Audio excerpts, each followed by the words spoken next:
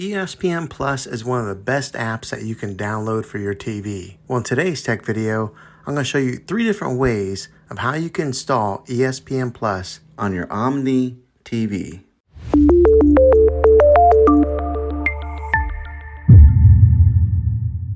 It can be really frustrating if you want to watch some of the great content that is on ESPN Plus and you find that your TV is unable to download it. If your TV is an older model of smart TV, then it could prevent you from downloading this app.